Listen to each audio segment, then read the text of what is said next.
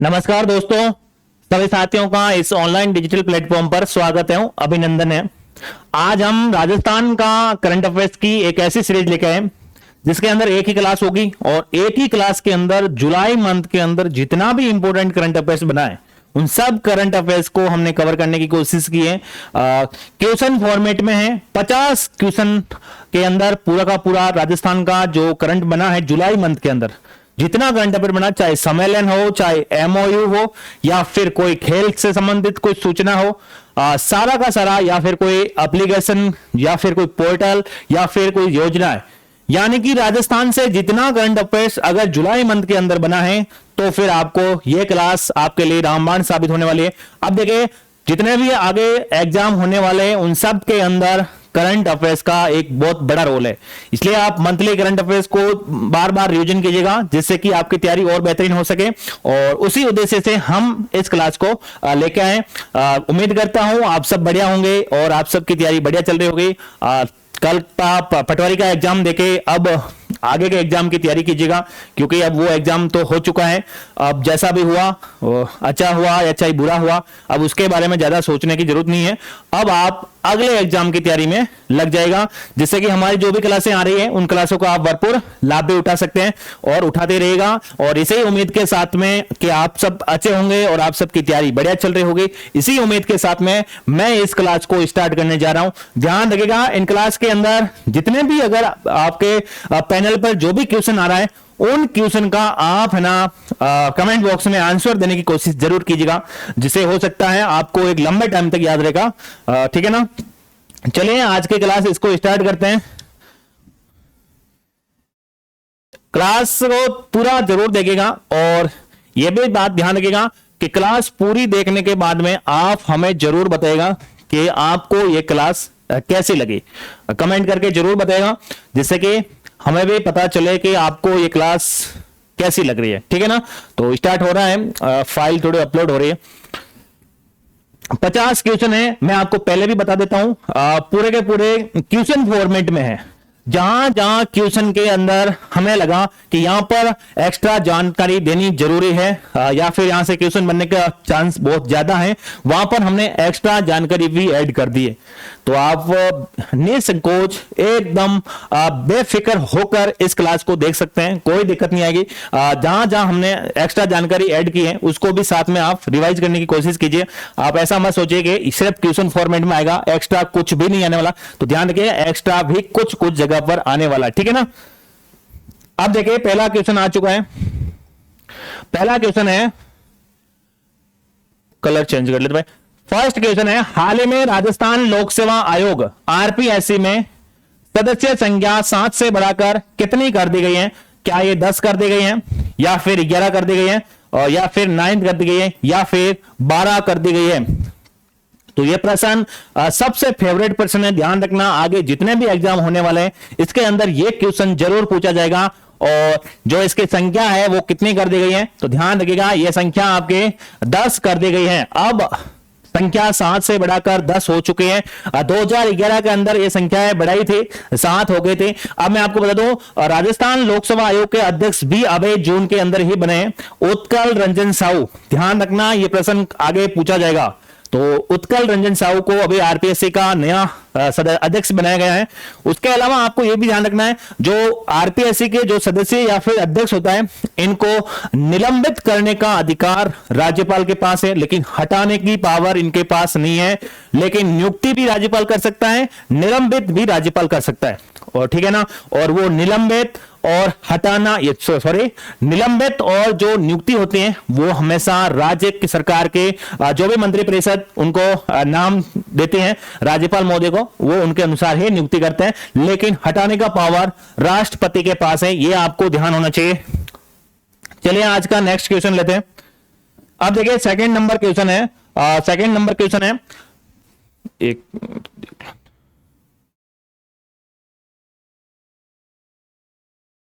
हाँ, second number question देखिए।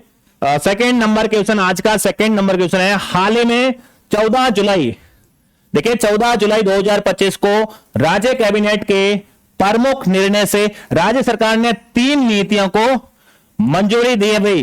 ठीक है। इनमें से कौन सी वो एक नहीं है, अब आपको ये बताना है कि कौन सी नहीं है। देखिए पहला नंबर हिल इन राजस्थान ड्राफ्ट पॉलिसी 2025 जो कि मेडिकल से संबंधित है, राजस्थान टाउनशिप पॉलिसी 2024, या फिर तीसरा ऑप्शन है Rajasthan city gas distribution policy 2025, या फिर 4 नंबर ऑप्शन राजस्थान सरकार ने ऊर्जा क्षेत्र में नई नीति लेकर आई है। अब आपको बताना होगा कि इनमें से कौन सा सही है और कौन सा गलत है, तो बताइएगा। तो देखिए इनमें से चौथा ऑप्शन एकदम सही है, क्योंकि ये 3 योजनाएं 14 जुलाई 2025 के निर्णय के अनुसार इन 3 नीतियों को राजस्थान के अंदर अब लाया गया है, लेकिन ऊर्जा से संबंधित अभी कोई नवीनतम नीति का फैसला नहीं हुआ है, तो ये आपको ध्यान रखना होगा। तो चलिए नेक्स्ट क्वेश्चन ऊपर तो देख लेना, एक बार वापस से देख लेना। टाउनशिप और गैस एवं सिटी डिस्ट्रीब्यूशन, और एक है आपके ये राजस्थान ड्राफ्ट पॉलिसी जो कि मेडिकल से संबंधित है, ठीक है ना। चलिए आज का नेक्स्ट क्वेश्चन लेते हैं। क्वेश्चन नंबर 3 है, हाल ही में राजस्थान सरकार ने ऊर्जा क्षेत्र के में कितने संयुक्त उद्यमियों की स्थापना को मंजूरी दी है। देखिए ऊर्जा क्षेत्र के अंदर संयुक्त उद्यमियों को मंजूरी दी है, क्या ये 11 है, या फिर ये 8 है, या फिर तीसरा ऑप्शन 9 है, या फिर चौथा ऑप्शन 3 है। बताइए कितने हैं भाई, तो कितने हैं, कितने को मंजूरी दी है, तो ध्यान रखना तीन उद्यमों को, संयुक्त उद्यमों को मंजूरी दी है, ठीक है ना। अब देखिए इन 3 उद्यमों के ऊपर कितना निवेश होने वाला है, 11,200 करोड़ का निवेश करने वाली है सरकार, ठीक है ना। अब देखिए कौन कौन से, एक तो इंद्रप्रस्थ गैस लिमिटेड, एक ऑल इंडिया लिमिटेड और एक गैल इंडिया लिमिटेड, ये 3 उपक्रम है भैया। एक Indraprastha gas limited, all India limited या फिर गैल इंडिया लिमिटेड, ध्यान रखना 3 को मंजूरी दी है जो कि ऊर्जा क्षेत्र के अंदर। देखिए नेक्स्ट क्वेश्चन पर चलते हैं, और आज का जो नेक्स्ट क्वेश्चन है 4 नंबर क्वेश्चन, सभी क्वेश्चन इंपोर्टेंट है, ध्यान रखना हर एक क्वेश्चन इंपोर्टेंट है। खेल से संबंधित, चाहे ऊर्जा से संबंधित, चाहे नियुक्ति से संबंधित, चाहे किसी से भी संबंधित कुछ भी क्वेश्चन, अगर आज का ये 50 क्वेश्चन तैयार किए, हर एक क्वेश्चन को इंपोर्टेंट मान के ही हमने तैयार किए हैं, तो आप जरूर से पूरे क्वेश्चनों को देखने की कोशिश कीजिए। देखिए क्वेश्चन है 4 नंबर क्वेश्चन, हाल ही में सूचना प्रौद्योगिकी और संचार विभाग ने कौन सी नई पॉलिसी लाने की घोषणा की है।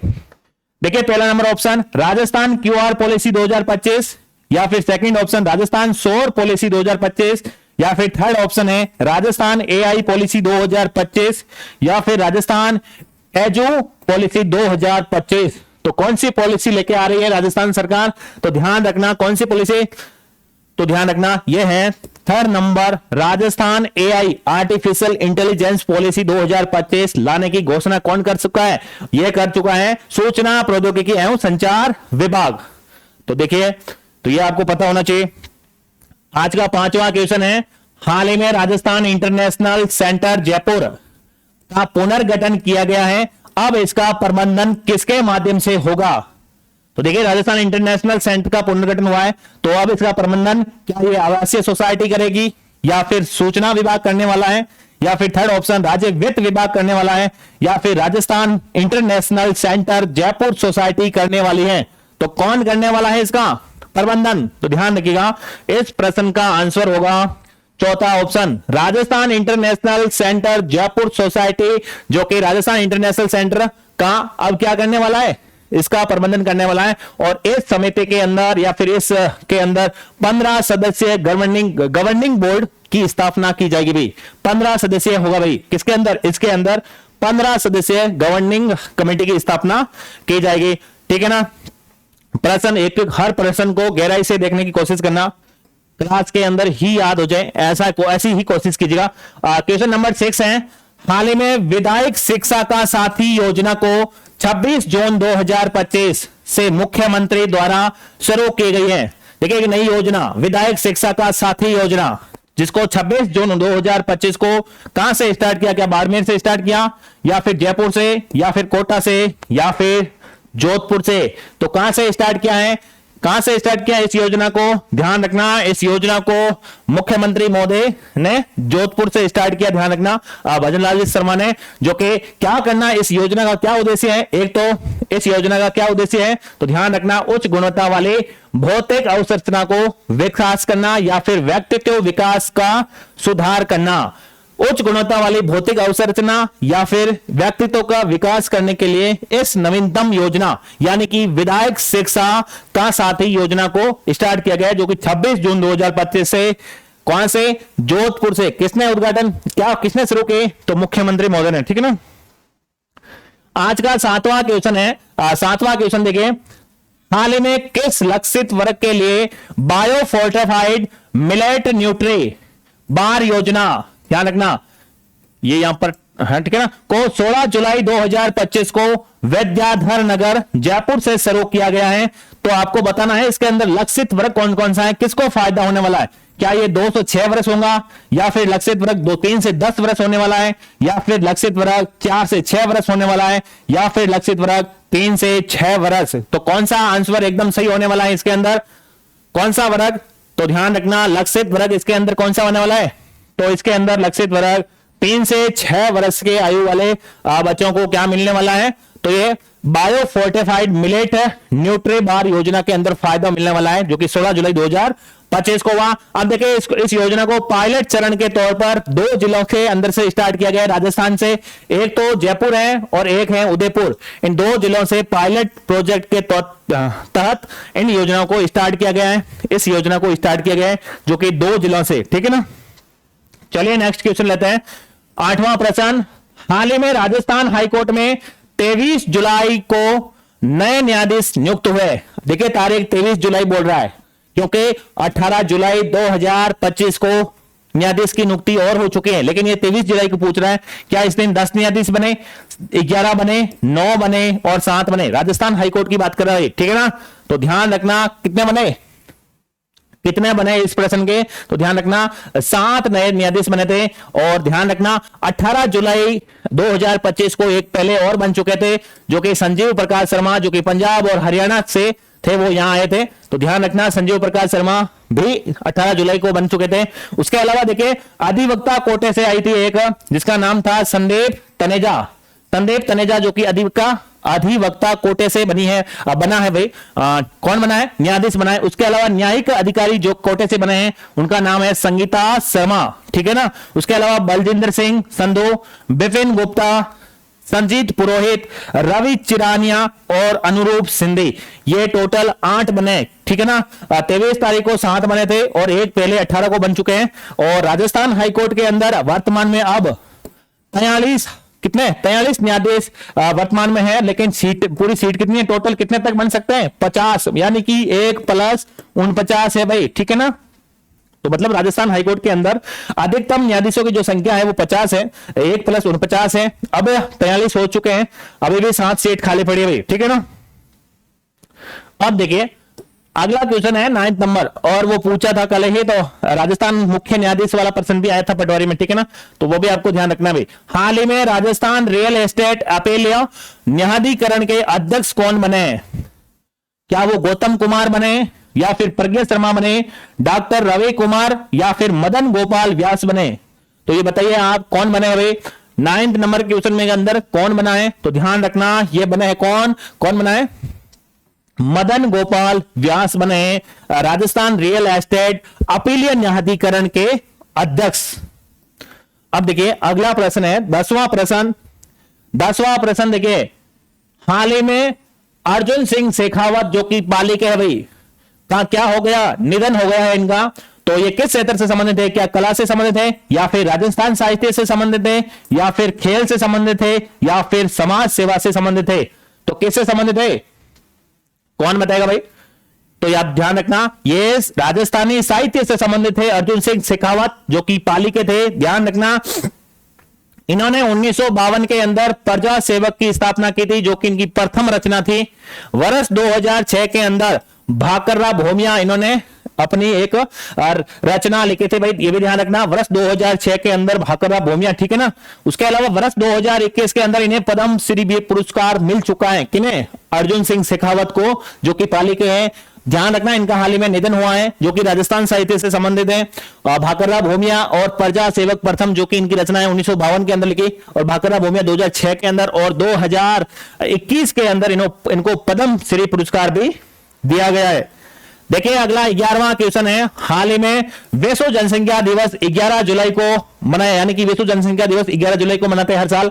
राज्य स्तरीय कार्यक्रम का जयपुर में मनाया गया, इस वर्ष की थीम क्या थी, यानी कि जयपुर में मनाया गया 11 जुलाई को मनाते हैं, तो अब बताना है आपको थीम क्या है इसकी। परिवार कल्याण, जनसंख्या स्तरीकरण, या फिर नागरिक सहभागिता को बढ़ावा देना, या फिर मां बनने की उम्र वही है जब तन मन की तैयारी सही हो। तो बताइए आप इस प्रश्न का क्या आंसर होने वाला है। राज्य स्तरीय, ध्यान रखना जयपुर के अंदर मनाया गया है। 11 जुलाई को क्या मनाते हैं हम, राष्ट्रीय जनसंख्या दिवस भी मनाते हैं, और जो राज्य स्तरीय प्रोग्राम की जो थीम रखे गए थे वो ध्यान रखना ये वाले थे, मां बनने की उम्र वही है जब तन मन की तैयारी सही हो। देखिए अगला प्रश्न देखिए, 12वां क्वेश्चन है।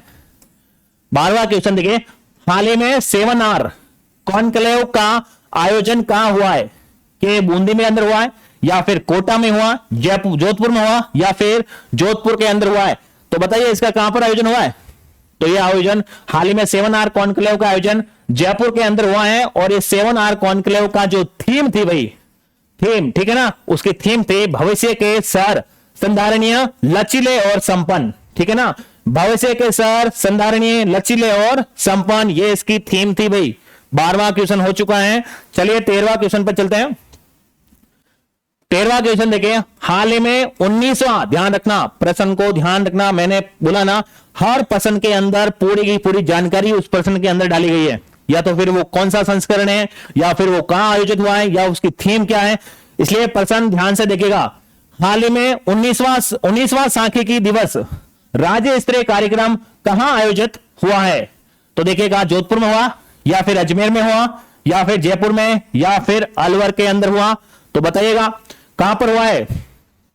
13वां प्रश्न का आंसर क्या होगा, तो ध्यान रखना इसका आयोजन कहां हुआ है, जयपुर के अंदर इसका आयोजन हुआ है, जयपुर के अंदर इसका आयोजन हुआ है, और इसके जो थीम थे नेशनल सैंपल सर्वे के 75 साल, नेशनल सैंपल सर्वे के 75 साल, नेशनल सैंपल सर्वे के 75 साल, थीम याद रखना भाई, और कौन सा था वो भी याद होना चाहिए, कहां पर हुआ वो भी याद रखना चाहिए। प्रश्न ये तो सबको पता होगा कहां हुआ, लेकिन ये भी काफी जनों को पता हो सकता है, लेकिन इंपोर्टेंट ये वाला है संस्करण कौन सा था, कौन से क्रम का था, अगर वो याद होगा तो सबसे इंपोर्टेंट भाई, ठीक है ना। देखिए 14वां क्वेश्चन आ चुका है, हाल ही में सरकार एवं रोजगार उत्सव का आयोजन कब 17 जुलाई 2025 को कहां पर हुआ है। क्या यह बीकानेर में हुआ है, या फिर सीकर, भालेरी चूरू, या फिर दादिया गांव जयपुर के अंदर। तो कहां पर हुआ है कौन बताएगा। अब देखिए इसके अंदर एक और है, इसका जहां पर आयोजन हुआ ना उसके अंदर अमित शाह ने भाग लिया भाई, गृह मंत्री भारत के अमित शाह ने भी भाग लिया था, और इसका आयोजन कहां पर हुआ था। तो ध्यान रखना आयोजन दादिया जयपुर के अंदर हुआ था, दादिया जयपुर के अंदर हुआ, दादिया जयपुर के अंदर सरकार एवं रोजगार उत्सव का आयोजन जो कि 17 जुलाई 2025 को हुआ, जिसके अंदर भारत के गृह मंत्री अमित शाह ने भी भाग लिया। आज का 15वां क्वेश्चन, हाल ही में विकसित भारत युवा संसद, देखिए विकसित भारत युवा संसद 2025 किस मंत्रालय द्वारा आयोजित करवाया गया था। रोजगार मंत्रालय, सूचना विभाग, या फिर राज्य वित्त विभाग, या केंद्रीय युवा कार्यक्रम एवं खेल मंत्रालय। तो देखिए किसने करवाया इसको, विकसित भारत युवा संसद 2025 का आयोजन कौन से मंत्रालय ने करवाया। तो ध्यान रखना केंद्रीय युवा एवं कार्यक्रम खेल मंत्रालय, ठीक है ना, इसी मंत्रालय ने इसका आयोजन करवाया भाई, केंद्रीय युवा कार्यक्रम एवं खेल मंत्रालय। आज का 16वां क्वेश्चन देखिए, हाल ही में राजस्थान अंतरराष्ट्रीय लोक महोत्सव का आयोजन जो कि कहां हुआ है, जोधपुर में हुआ है, इसका कौन सा संस्करण था। क्या इसका 10वां था, 11वां था, 9वां था, या फिर 18वां था। देखिए राजस्थान अंतरराष्ट्रीय लोक महोत्सव का आयोजन कहां हुआ है, तो ध्यान रखना इसका आयोजन जोधपुर के अंदर हुआ है। अब यह पूछ रहा है इसका कौन सा संस्करण था, तो कौन सा संस्करण था, तो इसका कौन सा संस्करण था, तो ये इसका 18वां संस्करण था भाई। कौन सा 18वां संस्करण था, जोधपुर के अंदर आयोजित हुआ, कौन सा अंतरराष्ट्रीय लोक महोत्सव का आयोजन किया गया, ठीक है।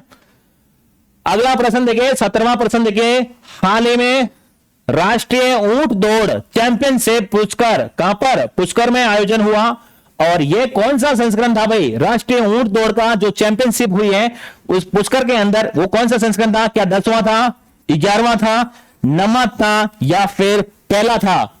ये ऐसे प्रश्न इंपोर्टेंट है भाई, ये जो भी इंपोर्टेंट थे वो ही ऐड किए हैं, इसलिए देख लेना। जो राष्ट्रीय ऊंट दौड़ चैंपियनशिप पुष्कर के अंदर जो आयोजन हुआ है वो इसका पहला संस्करण था, इसलिए जो पहला होता है वो सबसे इंपोर्टेंट होता है भाई, इसलिए ध्यान रखना, ऐसे प्रश्न आने का बहुत प्रबल संभावना है भाई, ठीक है ना। अगला देखिए 18वां क्वेश्चन है कि हाल ही में राजस्थान वन महोत्सव कहां मनाया गया? राजस्थान वन महोत्सव कहां पर मनाया गया? देखिए भरतपुर, जोधपुर या फिर जयपुर या फिर कोटा, कहां पर मनाया गया था? और देखिए राजस्थान वन महोत्सव तो कहां पर मनाया गया? तो ध्यान रखना मनाया गया कोटा के अंदर, राजस्थान वन महोत्सव कोटा के अंदर मनाया गया। देखिए 19वां प्रश्न, हाल ही में अमृता देवी बिश्नोई स्मृति पुरस्कार वन्य जीव संरक्षण और सुरक्षा श्रेणी में किसे दिया गया? देखिए ये श्रेणी अच्छे से देख लेना भाई, ये श्रेणी अच्छे से देख लेना, क्योंकि अमृता देवी बिश्नोई पुरस्कार 3 श्रेणी के अंदर दिया जाता है, जिसमें से एक श्रेणी ये है, 2 श्रेणी के अंदर ही दिया, एक श्रेणी के अंदर दिया नहीं है इस बार। वन्य जीव संरक्षण और सुरक्षा श्रेणी, तो ध्यान रखना क्या महेंद्र मीणा था, दिनेश कुमार अहंपा या फिर गोविंद भारद्वाज या फिर डॉक्टर गौरी शंकर शर्मा कोटपुतली बारोड़? कौन सा प्रश्न इसके अंदर सही होने वाला है? कौन सा ऑप्शन सही है? तो ध्यान रखना कोटपुतली बहरोड से जो डॉक्टर गौरी शंकर शर्मा थे उनको वन्य जीव संरक्षण और सुरक्षा श्रेणी का अवार्ड दिया भाई, वन्य जीव संरक्षण और सुरक्षा श्रेणी का अवार्ड दिया है अमृता देवी बिश्नोई वाला, ठीक है ना।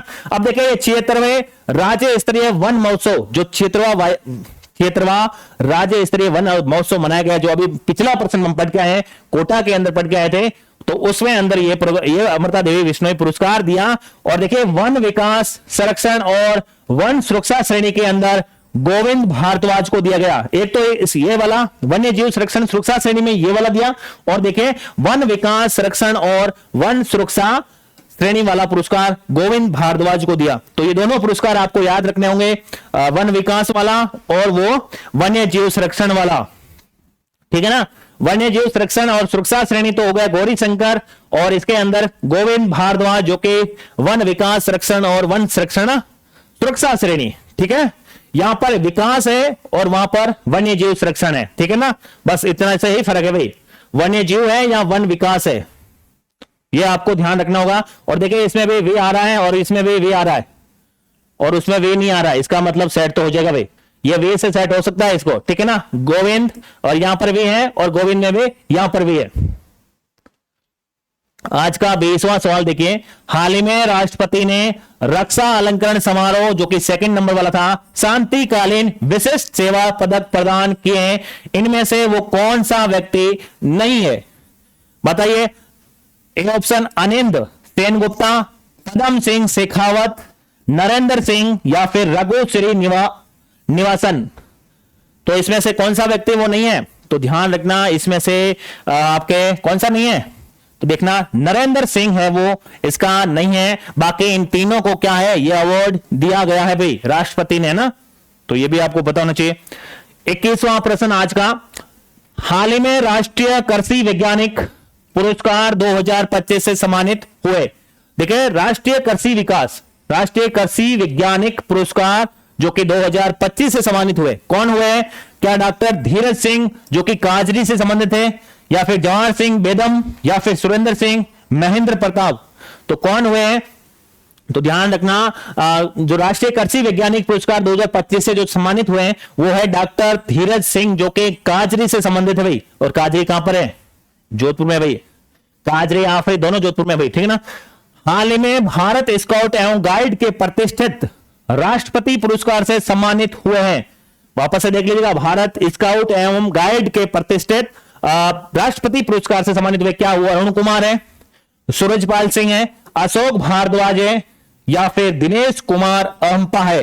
कौन है? कौन सा व्यक्ति है इसके अंदर? कौन सा व्यक्ति है जिसको यह अवार्ड दिया गया है? तो ध्यान रखना यह अवार्ड दिनेश कुमार अहंपा को दिया गया है। किसको दिया गया है? दिनेश कुमार अहंपा को दिया गया है। अब तक 22 प्रश्न हो चुके हैं, 50 प्रश्न है टोटल, ठीक है ना। तो ध्यान रखना, धैर्य बनाए के रखना, साथ साथ में पूरा कंप्लीट करके ही देख लेना भाई। हाल ही में दुबई के अंदर आयोजित Mrs India world wide USA north 2025 का खिताब किसने जीता है? दुबई के अंदर Mrs India world wide USA north 2025 का खिताब किसने जीता है? क्या वो सुमन शर्मा थी, रेखा जांगेड़, पायल कपूरिया या फिर रूमानी कपूर अजमेर से थी? तो बताइए बताइए इस प्रश्न का क्या आंसर होने वाला है? तो ध्यान रखना, वो थी रूमानी कपूर अजमेर से। भाई रूमानी कपूर अजमेर से थी जिसने Mrs India world wide USA north 2025 का खिताब जीता है। अगला प्रश्न देखिए 24वां प्रश्न। 24वां प्रश्न देखिए, हाल ही में भारतीय पुरातत्व सर्वेक्षण एएसआई द्वारा उत्खनन के दौरान 3500 से 1000 ईसा पूर्व पुरानी सभ्यता के अवशेष कहां पर मिले? तो ये कहां से मिले? नारवा जोधपुर से, जयपुर से, जैसलमेर से या बहजगांव डीग से? तो कहां से मिले हैं? तो बताइएगा आप इसमें से इस प्रश्न का क्या आंसर होने वाला है?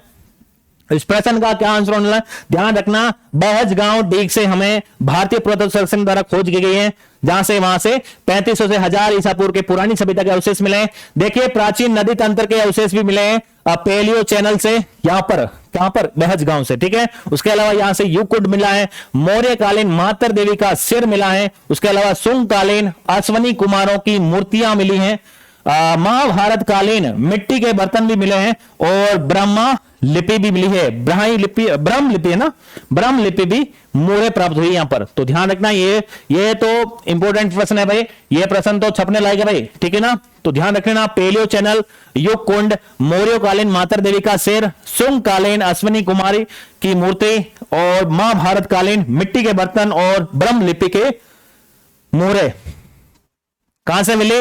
बहजगांव जो कि डीग जिला जो कि भरतपुर से अलग हुआ भाई। ठीक है ना, अब देखिए 25वां प्रश्न। हाल ही में क्लाउड सीडिंग राज्य सरकार ने भारत का पहला एआई क्लाउड सीडिंग की मेजबानी कहां पर करी है? क्या माधव सागर में करी या फिर जवाई बांध में करी या चूलिया प्रपात में करी या रामगढ़ बांध के अंदर करी? ये कृत्रिम वर्षा करी है अभी हाल ही के अंदर राजस्थान के अंदर। तो ये बांध है रामगढ़ बांध जो कि जयपुर के अंदर था। ठीक है ना, जयपुर वाला रामगढ़ बांध है और जहां पर ये कोशिश की गई, लेकिन ये कोशिश कृत्रिम वर्षा की ये कोशिश की गई। कृत्रिम वर्षा के अंदर क्या होता है? एक तो सिल्वर आयोडाइड, पोटेशियम आयोडाइड और शुष्क बर्फ जल वाष्प के संघनन की प्रक्रिया को त्वरित किया जाता है भाई। ये चीजें देख लीजिएगा, सिल्वर आयोडाइड, पोटेशियम आयोडाइड, शुष्क बर्फ जल वाष्प के संघनन की प्रक्रिया को त्वरित किया जाता है और इसी प्रक्रिया के द्वारा रामगढ़ बांध के अंदर बरसात कृत्रिम वर्षा कराने की कोशिश की गई, लेकिन यह सफलता नहीं मिली भाई। ये भी ध्यान रखना, यहां पर सफल नहीं होते, बारिश नहीं हो सकी भाई। ठीक है ना, लेकिन यह जरूर आपको ध्यान रखना है कृत्रिम वर्षा कराने की कहां पर?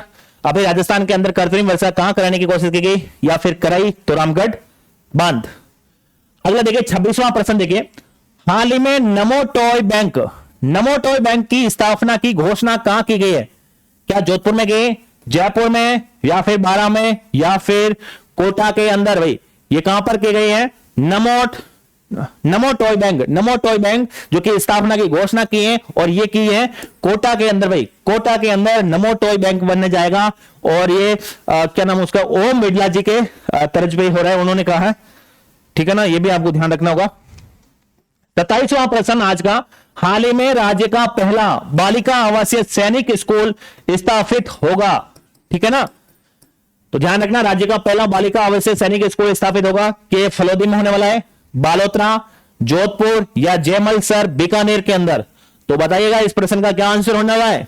तो इस प्रश्न का आंसर होने वाला है जयमलसर जो कि बीकानेर के अंदर राज्य का पहला है, इसलिए इंपॉर्टेंट भाई, पहला है बालिका आवासीय सैनिक स्कूल जो कि जयमलसर बीकानेर के अंदर ये खुलने वाला है।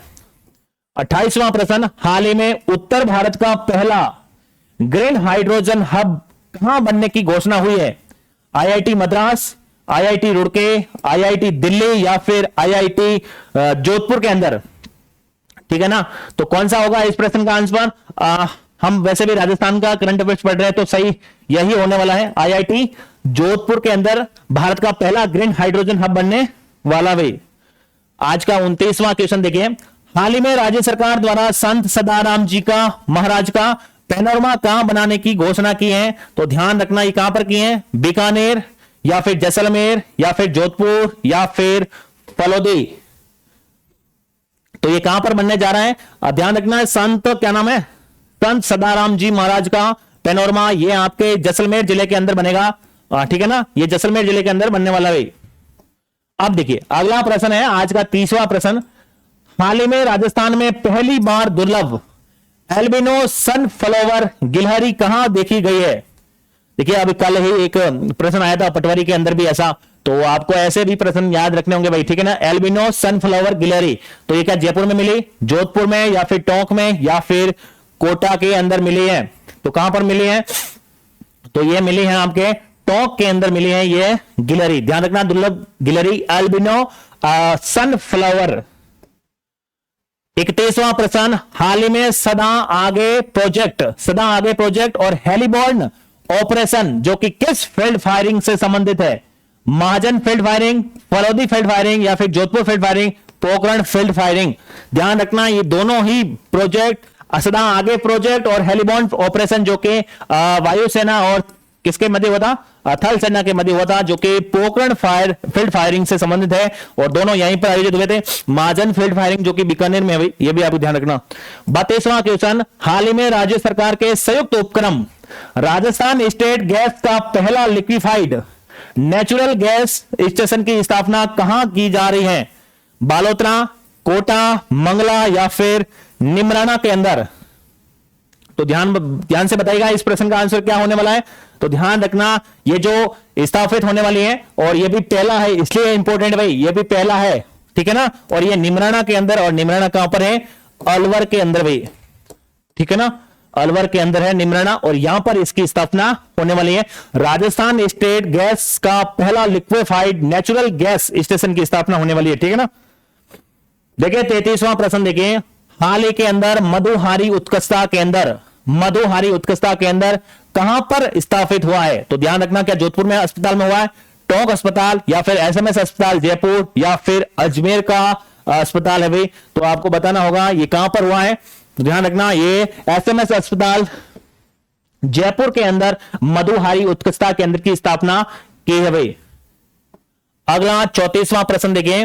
हाल ही के अंदर गोरेबिया सोलर पावर प्लांट परियोजना जो कि नोखा बीकानेर में है स्थापित हुई है। अब देखिए इसकी विद्युत क्षमता कितनी है भाई, ठीक है ना। विद्युत क्षमता कितनी है? क्या 35 वॉट है, 33 मेगावाट, ठीक है ना, या 200 मेगावाट, या फिर 500 मेगावाट, 535, या फिर 435 मेगावाट? तो ध्यान रखना ये 435 मेगावाट है भाई, ठीक है। लेकिन आपको यह ध्यान रखना है गोरेबिया सोलर पावर प्लांट है कहां पर? तो ध्यान रखना नोखा बीकानेर के अंदर भाई। कहां पर है? नोखा बीकानेर के अंदर। आगे देखिए 35वां क्वेश्चन। हाल ही में एडीपी फर्स्ट, ध्यान रखना एडीपी फर्स्ट जो कि काजरी द्वारा विकसित किसकी उन्नत किस्म है? क्या मूंगफली की है, या फिर सरसों की है, या फिर बाजरा की है, या फिर खजूर की है? ऐसे प्रश्न आते हैं भाई, तो ध्यान रखना ये खजूर की एक किस्म है भाई, उन्नत किस्म खजूर की है। किसने विकसित किए? काजरी ने। कौन से? ADP first. 36वां क्वेश्चन देखिए। हाल ही में नवीन एवं नवीनीकरण ऊर्जा मंत्रालय की रिपोर्ट में अक्षय ऊर्जा स्थापित क्षमता में कौन सा राज्य देश में पहले स्थान पर रहा है? केरल रहा है, या फिर कर्नाटक रहा है, गुजरात रहा है, या फिर राजस्थान रहा है? तो यह भी आपको पता होगा, हम राजस्थान का करंट पढ़ रहे हैं, तो सीधी सी बात है इसमें राजस्थान ही फर्स्ट रहा होगा, ठीक है ना। तो पहले स्थान पर रहा है अक्षय ऊर्जा स्थापना में। अक्षय ऊर्जा में कौन से आते हैं? ये सौर ऊर्जा है, पवन ऊर्जा है ना, ये सभी। इसके मामले में राजस्थान सबसे आगे भाई। 33 में देखिए। हाल ही में राज्य के नए, ध्यान रखना, नए एग्रो क्लाइमेटिक जोन केंद्रीय शुष्क क्षेत्र अनुसंधान संस्थान काजरी द्वारा नवीन वर्गीकरण किया है, जिसकी संख्या है, मतलब काजरी द्वारा अभी नवीनतम एग्रो क्लासिकल जोन बनाए गए हैं, ठीक है ना। नवीनतम जोनों की संख्या कितनी होगी? तो देखिए क्या 10 होने वाली है, या फिर 11 होने वाली है, या 9 होने वाली है, या फिर 12 होने वाली है? तो कितनी होने वाली है? जो काजरी ने अभी नवीनतम प्रस्ताव भेजा है भाई मुख्य सचिव के पास, जब ये सचिव साहब उसको एक्सेप्ट कर लेंगे तो फिर बाद में आएगा भाई, ठीक है ना। तो ध्यान रखना अभी इन्होंने 10 का प्रस्ताव बना के भेजा भाई, नवीनतम जोन, ठीक है ना। जो पहले शुष्क का, अर्ध शुष्क का ये आपने पढ़ा है ना, अब उस हिसाब से इन्होंने 10 बना के भेजे, ठीक है ना। अगला प्रश्न देखिए, 38वां प्रश्न देखिए। हाल ही में विश्व पुलिस एवं अग्निशमन खेल 2025 का आयोजन यूएसए में हुआ है। इसका कौन सा संस्करण था भाई? क्या 10वां था, 11वां था, 9वां था, या फिर 21वां था? तो कौन सा संस्करण था 38वें प्रश्न के अंदर? तो ध्यान रखना जो हाल ही, अब देखिए ये खेल वाले प्रश्न आ गए हैं। जो वेस्ट ऑफ पुलिस है अग्निशमन खेल 2025 का आयोजन है वो यूएसए के अंदर हुआ, अमेरिका के अंदर, जो इसका 21वां संस्करण था भाई, ठीक है ना। अब देखिए इसके अंदर भारत ने तो 613 पदक जीते भाई टोटल, और भारत के जो रैंक रही है वो तीसरी रैंक रही है। अब राजस्थान से देखिए, हाँ ये राजस्थान के 4 विद्यार्थी। अब देखिए राजस्थान ने छगनलाल मीणा ने जो कि कुश्ती के अंदर 77 केजी वर्ग के अंदर स्वर्ण पदक जीता है। क्या नाम है? छगनलाल मीणा, जो कि कुश्ती के अंदर 77 केजी वर्ग के अंदर स्वर्ण पदक जीता। एक उमा चौधरी है जो कि जोधपुर से है, इन्होंने 47.86 मीटर भाला फेंककर स्वर्ण पदक जीता है। कचनार चौधरी जो कि शॉर्टपुट, ये शॉर्टपुट है भाई, शॉर्टपुट में स्वर्ण पदक जीता। और एक है दिलीप कुमार मालव जो कि झालावाड़ से, इन्होंने कराटे के अंदर स्वर्ण पदक जीता। चारों स्वर्ण पदक है, इसलिए आपको चारों को चारों याद रखना है। एक तो छगनलाल, एक उमा चौधरी, एक कचनार चौधरी और एक दिलीप कुमार, ठीक है ना। तो इन्होंने चारों ने ही ध्यान रखना स्वर्ण पदक जीता है। लेकिन छगनलाल ने कुश्ती के अंदर, उमा चौधरी ने भाला फेंक के अंदर, कचनार चौधरी ने शॉर्टपुट के अंदर और दिलीप कुमार मालवा ने कराटे के अंदर जीता। ये आपको पता होना चाहिए। अब खेल समाचार चलने वाले हैं, खेल से संबंधित प्रश्न आने वाले हैं, तो आप ध्यान से देखिएगा इन प्रश्नों को। खेल वाले सबको टफ लगते हैं भाई, लेकिन आपको देखिएगा। हाल ही में 7वीं इंडियन ओपन पैरा एथलेटिक्स का आयोजन जो कि यहां पर हुआ है, बेंगलोर के अंदर हुआ है। राजस्थान ने कुल कितने पदक जीते इसके अंदर? क्या 10 जीते, 11 जीते, 9 जीते या फिर 12 जीते भाई? 39वां प्रश्न के अंदर राजस्थान ने इसके अंदर कितने पदक जीते? 7वीं इंडियन ओपन पैरा एथलेटिक्स का के अंदर। तो ध्यान रखना इसमें कितने जीते? 10 पदक जीते भाई, 10 पदक जीते हैं। अब देखिए यहां पर आ जाएगा, जिसने राजस्थान के अंदर 3 रजत, 4 स्वर्ण और 3 कांस्य, टोटल 10 पदक जीते भाई। 3 कांस्य, 3 रजत, 4 क्या जीते? स्वर्ण जीते। अब देखिए स्वर्ण पदक है वो एक परवीन, एक खुशबू गिल, महेंद्र गुजर और सुंदर गुजर। ये ध्यान रखना, 4 नाम स्वर्ण वाले। हमेशा ध्यान रखना गोल्ड मेडल वाले ही सबसे इंपॉर्टेंट होते हैं, और गोल्ड मेडल आपको जरूर पढ़ के जाना अगर कहीं पर भी गोल्ड मेडल मिला है तो, ठीक है। तो आपको ये ध्यान रखना होगा, 4 गोल्ड मेडल है, परवीन, खुशबू, महेंद्र गुजर और सुंदर गुजर। 10 पदक टोटल जीत के आए हैं, जाके बेंगलोर के अंदर इस प्रतियोगिता का आयोजन होता। 40वां प्रश्न देखिए, हाल ही के अंदर जूनियर नेशनल वुशु चैंपियनशिप का आयोजन कहां पर हुआ है? देखिए नेशनल है, जूनियर नेशनल वुशु चैंपियनशिप का आयोजन कहां पर हुआ? क्या जयपुर में हुआ, केरल में, गोवा में या फिर हैदराबाद के अंदर? तो ये इस प्रतियोगिता का आयोजन कहां पर हुआ है? हैदराबाद के अंदर हुआ है। टोटल राजस्थान ने इसके अंदर 20 पदक प्राप्त किए हैं, जिसमें से 7 स्वर्ण, 9 रजत, 4 कांस्य पदक। ध्यान रखना, जो जूनियर नेशनल वुशु चैंपियनशिप हुई है उसके अंदर राजस्थान ने टोटल कितने पदक प्राप्त किए हैं? तो 20 पदक प्राप्त किए हैं टोटल, जिसके अंदर से 7 तो आपके प्राप्त किए स्वर्ण, 9 पदक रजत और आपके 4 कांस्य पदक प्राप्त किए। तो यह आप सबको पता होना चाहिए, ठीक है ना। ये खेल वाली प्रतियोगिताएं सभी इंपॉर्टेंट है, जितने यहां पर प्रश्न है वो सब इंपॉर्टेंट है भाई। ये भी ध्यान रखना, जो खेल वाले है सब इंपॉर्टेंट है भाई, इसलिए ध्यान रखना खेल वाले प्रश्न अक्सर आते हैं भाई। हाल ही में एशिया का वुशु का आयोजन हुआ है, एशिया कप वुशु का आयोजन हुआ है, ठीक है ना। ये वुशु है भाई, ठीक है ना। जिलेल चीन के अंदर, कौन सा? जिलेल चीन के अंदर ये आयोजन हुआ है, जिलेल चीन के अंदर इसका आयोजन हुआ है। और ये महंग शर्मा कोटा की कौन सा पदक जीता है भाई? जो एशिया कप वुशु का आयोजन है वो कहां पर हुआ है? चीन के अंदर आयोजन हुआ है। उसके अंदर महक शर्मा गए थे जो कि कोटा की है, इसने कौन सा पदक जीता है? या फिर जो एक स्वर्ण, कांस्य, रजत या फिर इन्हें तीनों पदक जीता है? तो आपको बताना होगा इसमें से कौन सा पदक जीता है इसने। तो ध्यान रखना, स्वर्ण पदक जीत के आई है महक शर्मा जो कि कोटा की है, एशिया कप वुशु जो कि चीन के अंदर हुआ। उसके अलावा जानवी मेहरा ने कांस्य पदक जीता है, उसके अलावा नितिका बंसल ने कांस्य पदक जीता है। 2 नाम और याद रख लेना आप, एक तो जानवी मेहरा है और एक है आपके नितिका बंसल, दोनों ने कांस्य पदक जीता है। चलिए 42वां क्वेश्चन लेते हैं। हाल ही के अंदर Colvin Rajasthan field championship cricket association RCA द्वारा आयोजित क्रिकेट प्रतियोगिता में फाइनल कौन रहा या कौन रहा भाई, ठीक है ना, ठीक है ना। फाइनल में कौन रहा है भाई, ठीक है ना। तो देखिए क्या बीकानेर रहा है, जोधपुर रहा है, जयपुर रहा है या फिर गंगानगर रहा है? तो कौन रहा है इसके अंदर फाइनल में? तो ध्यान रखना इसके अंदर फाइनल में आपके कौन रहा है? गंगानगर इसका विजेता रहा है। विजेता है और उप विजेता कौन है? सॉरी, जयपुर विजेता है, मैंने लिख दिया सही। उप विजेता रहा है आपके कौन? ये गंगानगर, ठीक है। उप विजेता श्री गंगानगर है, जबकि विजेता इसका कौन है? जयपुर। और ये कुछ क्या पूछ रहा है? फाइनल कौन रहा है? फाइनल में कौन रहा है? या फाइनल में कौन? फाइनल में यहां लिखना था मैं, कौन रहा है? तो ध्यान रखना जयपुर रवि।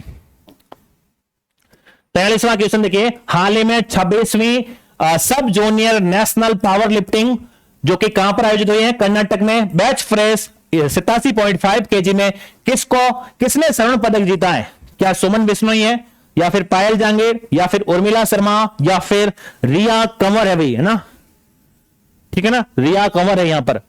तो किसने जीता है? तो ध्यान रखना रिया कंवर या केवर है ना, तो ध्यान रखना कंवर है यहां पर, ठीक है ना, रिया कंवर, ठीक है ना। इसने जीता है स्वर्ण पदक किसके अंदर? 26वीं सब जूनियर नेशनल पावर लिफ्टिंग जो कि कहां पर हुई थी? कर्नाटक के अंदर हुई। 44वां क्वेश्चन देखिए, हाल ही में नासिक महाराष्ट्र में आयोजित अंडर 12 मिनी जूनियर राष्ट्रीय तलवारबाजी प्रतियोगिता में स्वर्ण पदक किसने जीता है? किसने जीता है? क्या बलवीर पूनिया ने जीता, सुमित गोदारा ने जीता, या फिर सावनूर अली ने जीता, या फिर जोगेंद्र सिंह ने जीता? तो बताइएगा इसमें किसने जीता है? किसने जीता है इसके अंदर? तो ध्यान रखना, इसके अंदर सावनूर अली ने जीता है। किसमें? तलवारबाजी के अंदर स्वर्ण पदक। कहां पर यह प्रतियोगिता होती है? नासिक के अंदर होती है। अंडर 12 मिनी जूनियर राष्ट्रीय तलवारबाजी, ठीक है ना, 22 था ना। अब देखिए 45वां क्वेश्चन, हाल ही में national rifles association of India द्वारा जारी रैंकिंग में देश की नंबर 1 राइफल शूटर कौन बनी है? शूटर कौन बनी है नंबर देश की? मैंने कहा ना, एक नंबर या पहला पूछा जाएगा तो सवाल आने की चांस ज्यादा है। क्या पायल थे, रेखा शर्मा, किरण बहादुर, मानिनी कौशिक, या फिर जयपुर से थी, या फिर? तो आपको बताना है इस प्रश्न का क्या आंसर होने वाला है।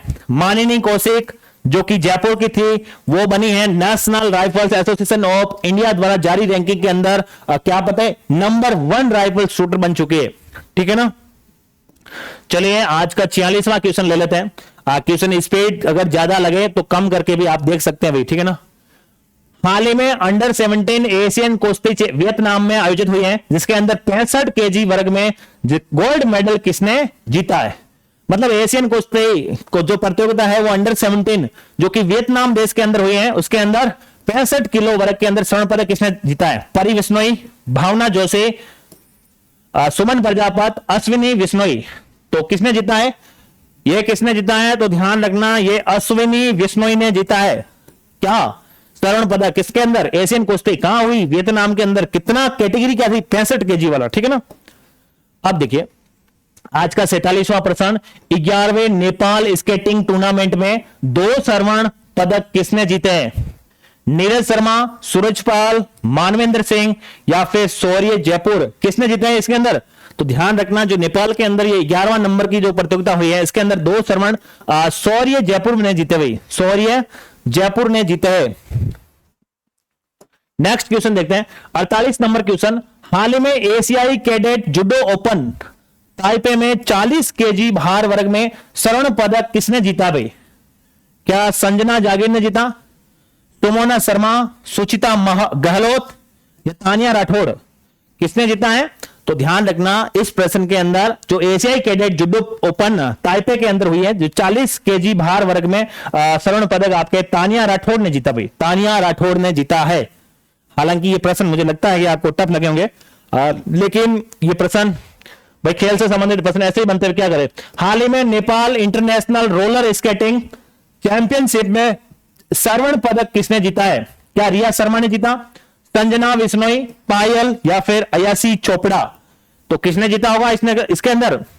ये भी नेपाल के अंदर ही आयोजित हुई थी और इसके अंदर जीता है आपके नेपाल इंटरनेशनल वाले में अयासी चोपड़ा ने इसके अंदर Nepal international roller skating championship में स्वर्ण पदक जीता। 50वां सवाल जो कि आज का लास्ट सवाल है हमारा, हाल ही में जुडो थी भाई, यहां पर कुड्डो, सॉरी यहां पर कुड्डो ही है, ठीक है। हाल ही में कुड्डो वर्ल्ड कप बुल्गारिया के अंदर आयोजित हुआ था और यह अंडर 11 वर्ग में स्वर्ण पदक किसने जीता है? तो देखिए, क्या रेणु सिंह है, या फिर सुमन नारावत हैं, सोनम सुतार या फिर रुद्राणी पटेल? कौन होगा इसके अंदर? इसके अंदर कौन होने वाला है? तो ध्यान रखना, इसके अंदर जो ये प्रतियोगिता हुई है बुल्गारिया के अंदर कुडो वाली, तो इसके अंदर जीता है रुद्राणी पटेल। ठीक है, रुद्राणी पटेल ने जीता है। ठीक है ना, यहां पर ये कुड्डो नहीं होगा भाई, जुड्डो होगा भाई, जुड्डो पर जुड्डो गेम होता ना। ठीक है ना,